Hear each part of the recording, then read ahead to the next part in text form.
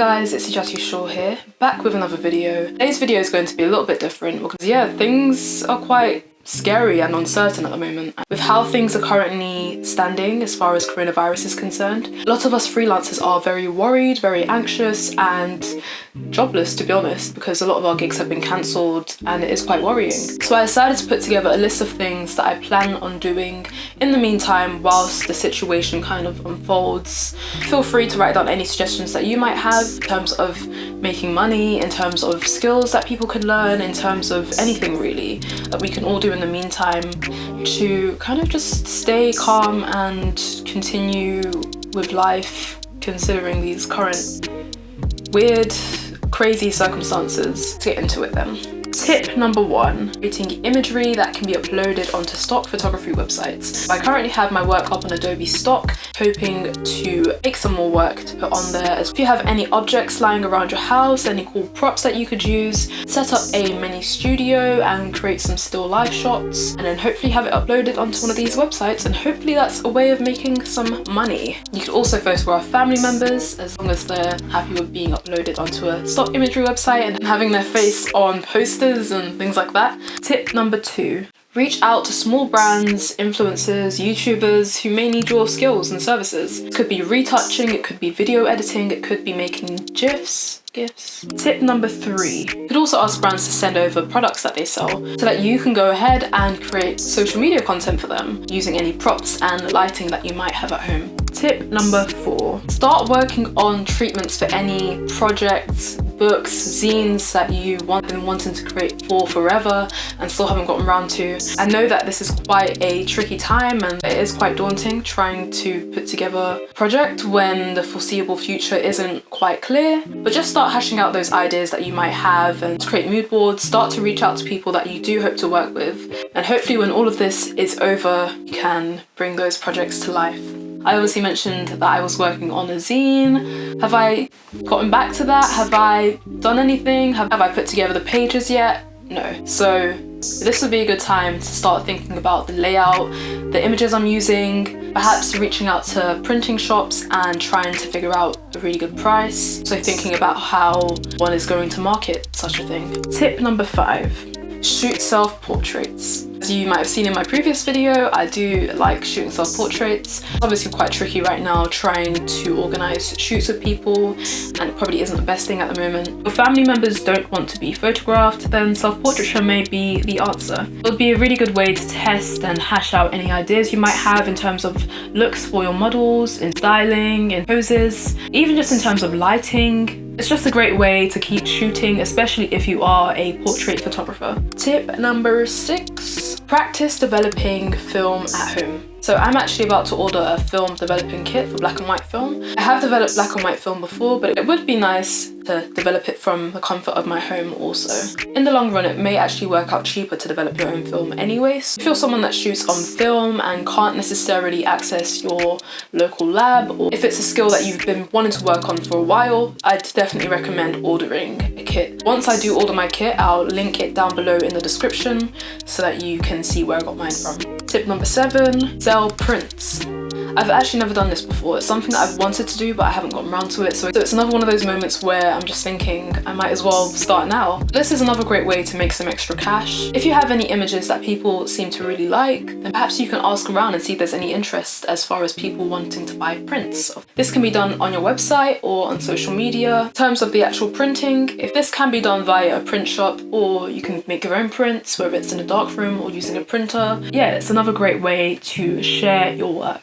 Tip number 8. Archive your work.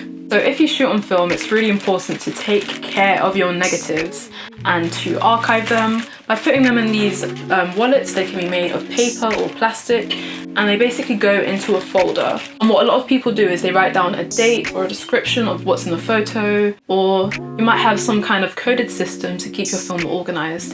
So if you do have the time, try to put your film into wallets like this and put it away, keep it organized, label everything, just so it's easy to come back to these negatives. And actually, I have this book, dust. So this is one of my favorite photo books, Contact High, and it basically documents hip hop throughout the decades. And it really taught me the importance of archiving, because in this book are some really famous photographs throughout the history of hip hop. But as well as that, we have the contact sheets, like the actual contact sheet where the photographer decided what photograph they were going to use. And it's just really interesting seeing that process. If we look here, for example, we see this very classic cover, MF Doom right here, for his album Mad Villainy, taken by Eric Coleman and Jeff Jank. And essentially what we see here on the other page is all the photographs it took to get to that final photograph. It's really incredible that the photographers can jump into their archive and show us the rest of these images from this entire process. So tip number 9, interior photography. So something I plan on doing is reaching out to estate agents in my local area, because I'm quite certain that despite the ongoing situation, capitalism will still run its course, houses will still be sold and things. Essentially what you'd need for that is a wide-angled lens, a camera of course, and a tripod. You don't necessarily have a portfolio of property photography. Perhaps you could offer to do it for free the first time round, and once you've wowed them with your work, you can figure out some sort of a package. Tip number 10.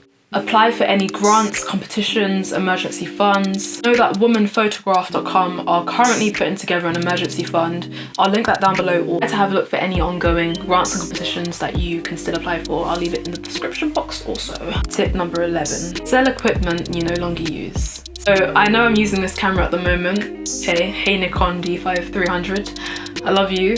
We've been doing this for a while, but I might sell you, I might. Reason being is that I do mainly shoot on film anyway, and I do have my vlogging camera, and I borrow a digital camera if I need to shoot digital. If there's anything lying around your house that you haven't worked with for a while, or you just aren't really feeling anymore, definitely go ahead and sell it if you can. Tip number 12. Another thing you could do is create online workshops and courses that people could follow. If you specialize in a particular area of photography, create a PDF document, you could host a Skype call. So yeah, nothing in real life for now. Everything can be done online for sure. Or alternatively, you could create YouTube videos, as I'm doing right now, I guess. If YouTube is something that you've always wanted to do and you've always wanted to create content on there, let's do it. Let's give it a go. Let's go for it. Like, my uploading schedule has been trash, but I feel really committed to uploading consistently now, so we'll see what happens. Subscribe, please subscribe. Tip number 13, work on your website. I haven't worked on my website in a while. Like, it's been about 3 years since you really want to finally knuckle down and work on that and update it and put my most recent work on there and just kind of show my work and what I do in a more accurate manner. And hopefully it can book me more jobs when this whole thing is over. Tip number 14, brush up on your skills. So this can be done on YouTube or other platforms as Skillshare, lynda.com as well. So a software I really want to start using is Adobe After Effects. So if there's anything that you really want to practice, whether it be a software or a skill such as drawing or painting or film photography, if you've never tried it before, there are lots and lots of resources out here.